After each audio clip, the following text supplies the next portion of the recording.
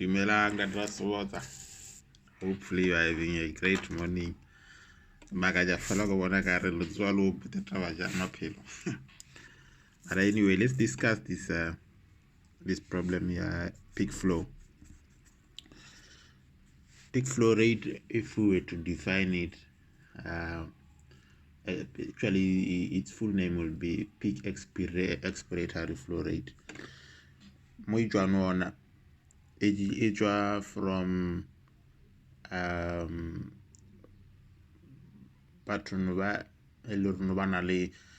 one form of respiratory obstruction, and the most common in our practice, those that we see, most common condition will be asthma, what they call chronic obstructive pulmonary disease. While they've been working in the mines, the particulate matters blocking the smaller airways like the bronchioles, and so which is also common for this form of obstruction, but in an elderly age, right, but somewhere around age of 55 going down to 60, and then this form of obstruction start showing. It's common in these people who worked in the mines, people who have been smoking heavily, and so forth. Also, people who will develop this form of heart failure, maybe it's right heart failure, right-sided heart failure. It's not that common, but it is common. We see it also in the elderly. People who have primary respiratory disease.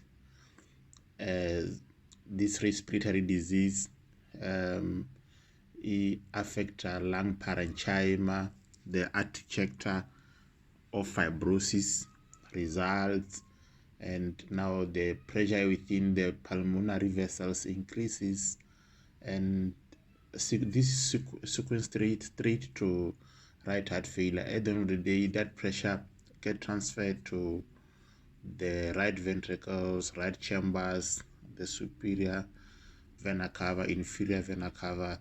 Then there will be hepatomegaly, increased pressure in the portal system, can cause abdominal hypertension, and at the end of the day, in this patient, they can have a full-blown congestive heart failure, because it can continue in this reverse until it forms a left heart failure. But let's get to our topic. Peak expiratory flow rate. Let's look at it, what it is. This is the amount of air that is expelled during expiration from the main bronchi, and it is measured using a form of an instrument. So if we have a patient during expiration, we know that these lungs, let's just imagine this is the lungs and the main bronchus to the trachea. So what it measures the air that comes out of the bronchus. These are the two bronchus, right and left, and then to the main bronchus, trachea, and out. So there is an instrument that one will use to measure how much of this air. This instrument is calibrated, and then the values on it's calibrated in a I think it ranges from 100, and then it goes up to 600 flow. I'm not sure if this is in centimeters DL, or if it cannot be in liters. No, maybe milliliters. Yes, so it's I think it's in milliliters. So this will be forced. That's another thing. So it must be a forced expiration. So if now I expel this air from my lungs. It must be the absolute value that I can get, the best value. So you must blow fast, and then you must try to blow the longest, so quick and the longest, so you can get the higher rate. If someone blows little, maybe it would be somewhere there 100, and then if someone blow good, then you can even get something like 700. So this is a healthy lung. But now, to know if this person has a normal expiratory flow, the American Lung Association has classified this into three. I remember I had this in medical school exam. So you have the mild form of obstruction, because we said this test assesses obstruction, and then you have the moderate, and then you have the severe. The mild is anything between 80 to 100%. Anything between 60 to 80 will be moderate. This shows us a level of obstruction, like I said.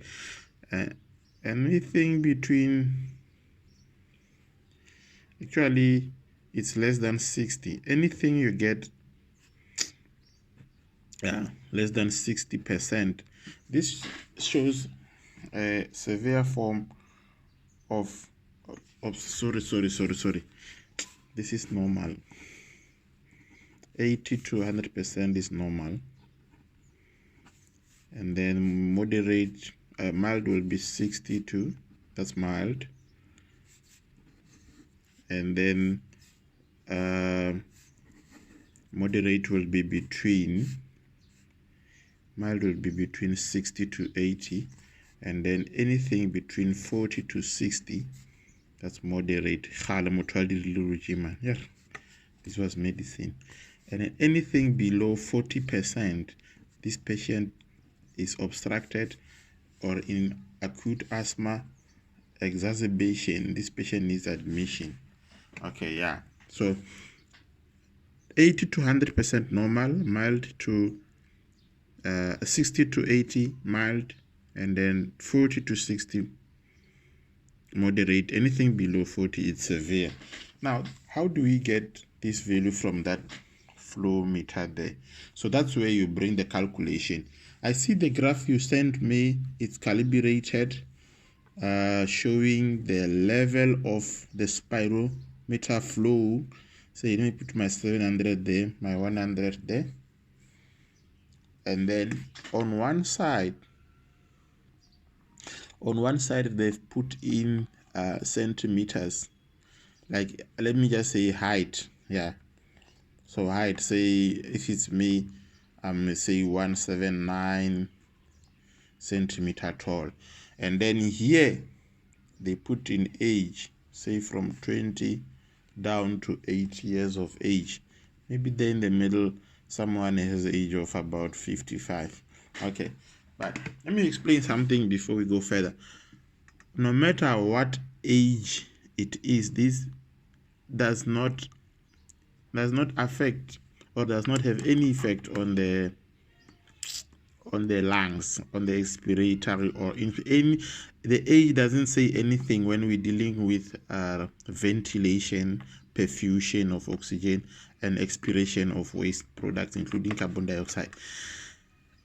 What matters is the height, and that's why ideal body weight is used in some instances for ventilation, and not the kilogram. So if it's me and I know I'm overweight, if it's me, I need to go for a surgery, I need to go for any form of anesthesia. What are they going to calculate how much air I need is going to be based on my height, or they will rather use my BMI.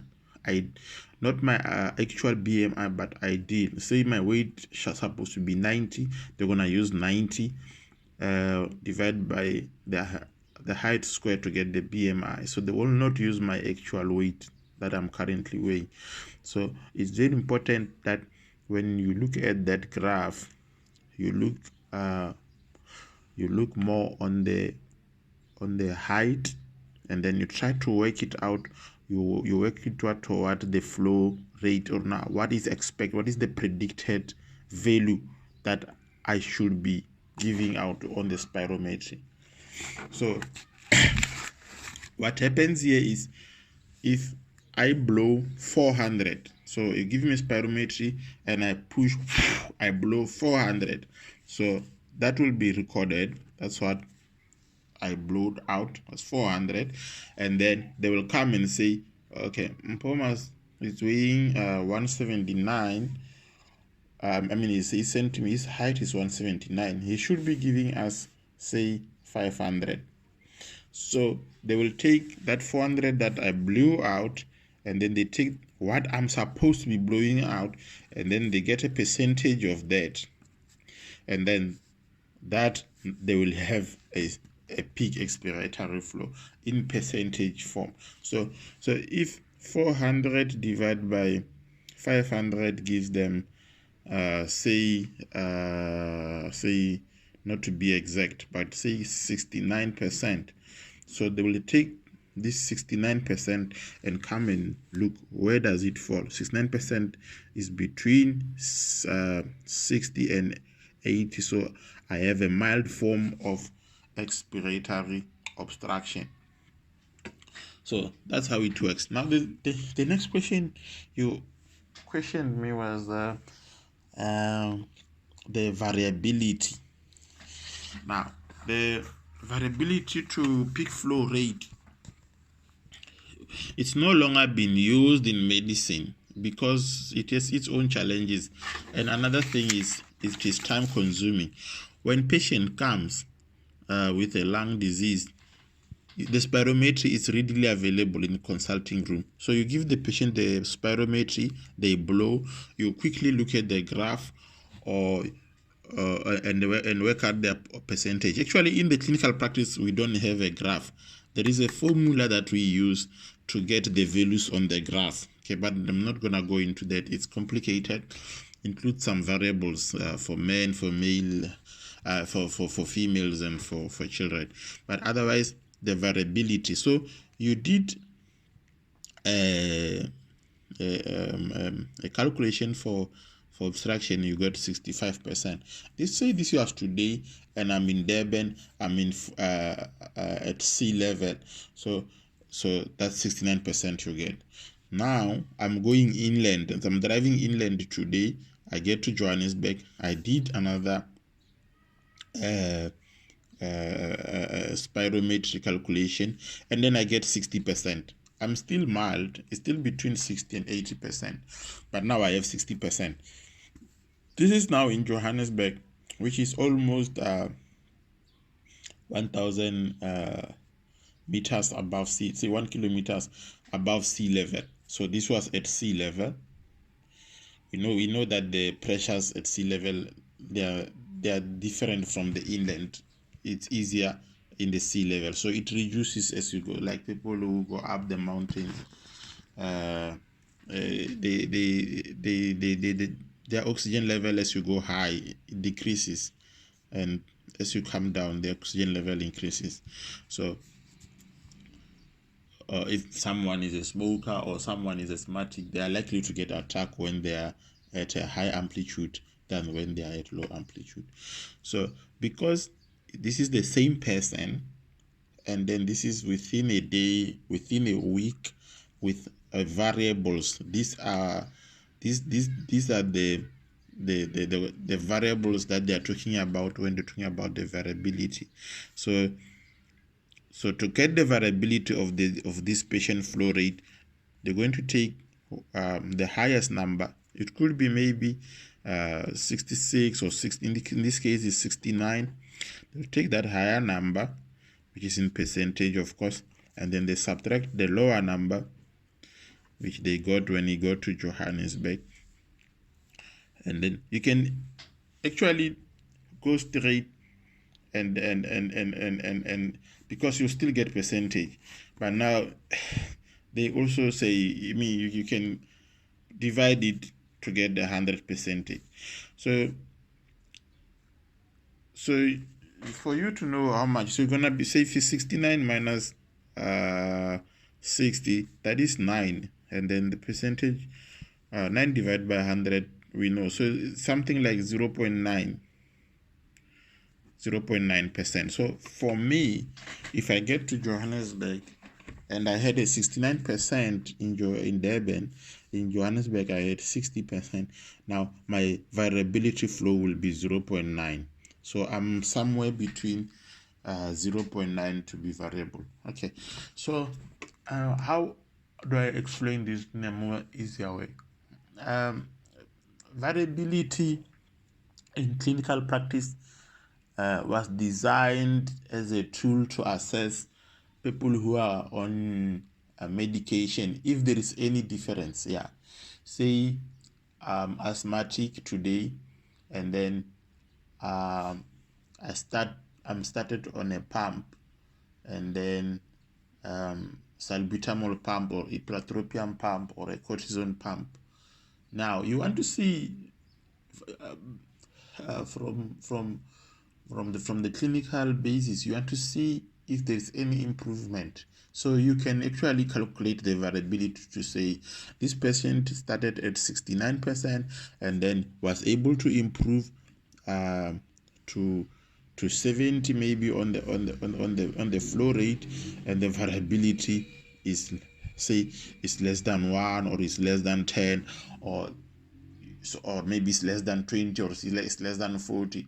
Now the more open the variability is, the better the outcomes. Okay, the better the results.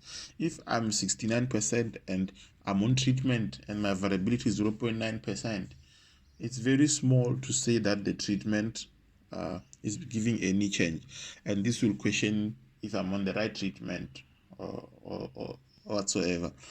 And the variability can also be used for people who intend to go like Mount Kilimanjaro, people who are planning to go on higher altitude, to say, can these people survive the amplitude? So they can. A flow meter is a small instrument, size of my pen, but a bit thicker. You can go with it anywhere, and you don't need batteries. You can just you just calibrate it to 0, and then you blow into it. So at any point you can stop, and then you assess your peak flow, and then if it's good, then you can go on. But as you go higher and higher, like if it's like people who go on climbing, if they go higher and higher and it start to drop below the levels of 60, they cannot continue. They are in trouble. So that is in a normal person without any respiratory problem. So they will be encouraged to calm down. So that's in short our working. I don't know if it will make sense, but that's in short. I hope it comes in that words. Let me know.